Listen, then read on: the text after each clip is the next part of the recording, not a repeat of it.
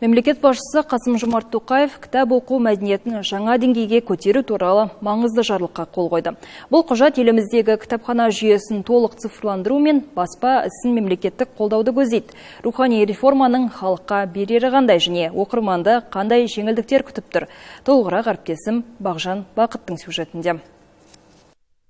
Президенттің бұл шешімі саланы цифрлық дәуірге бейімдеудің нақты жоспары. Алдағы уақытта кітапхана және кітап шығару ісі туралы жаңа заң әзірленіп, бірыңғай цифрлық платформа іске қосылмақ. Бұл жүйе оқырманға қажетті ақпаратты жедел табуға және сирек кездесетін қорларды электронды форматта оқуға мүмкіндік береді. Осылайша құнды қолжазбалар мен архивтік деректер кез келген азаматқа қолжетімді болмақ.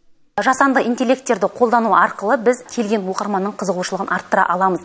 Мәселен, оқырман бұрын кітапта оқиды, бірақ кейіпкердің бейнесін өмірде көрмеген. Ал жасанды интеллект арқылы кейіпкерлердің бейнесін жасап, солай көрсеткен кезде оқырманға, әсіресе кішкентай оқырмандарымызға ол жағы қызықты болып, біздің кітапханамызға оқырмандар саны артты. Осы жасанды интеллектті қолданған кезде. Мен кішкентай ғана асықпын. Менің 4 қырым бар. Алшы, тәйке, бүкшік.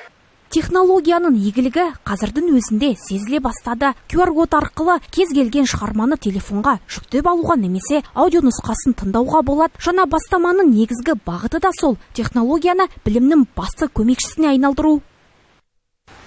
Мен қай жылы дүниеге келдім? 1711.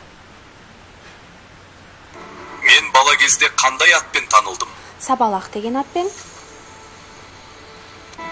Мен қай жүздің ханы болдым? Орта жүздің ханы. Енді жасанды интеллекттің көмегімен ұбт-ға кітап беттерін сапырмай-ақ осылай дайындалуға болады. Бұл уақытты үнемдеп және есте сақтау қабілетін жақсартуға таптырмас мүмкіндік. Реформаның тағы бір маңызды тұсы оқырман мен жазушыны ынталандыру. Соның бірі жылдың 10 оқырманы республикалық жобасы. Бұл байқауда оқуға құштар үздік жастар мен отандық авторлар іріктеліп, олар үшін арнайы ұлттық сыйлық тағайындалады. Бұл қадам әдебиет нарығына жаңа серпін беріп, ұлттық зияткерлік деңгейді көтеруді көздейді.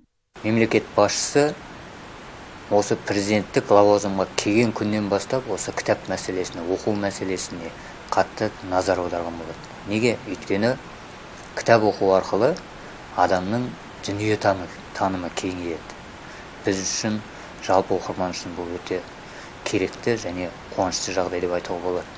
2031 жылға дейін зерделі ұлт тұжырымдамасы еліміздің әдеби мұрасын әлемдік деңгейге шығаруға жол ашады. Ең бастысы заманауи технология енді білім жолындағы кедергілерді жойып, жас ұрпақтың ақпаратта сапалы игеруіне мүмкіндік бермек. Кітап пен цифрлық жүйенің тоғысуы білімді ұлт болудың басты кепіліне айналмақ. Бағжан Бақыт, Әсет Дүйсенбек, Жетісу телеарнасы.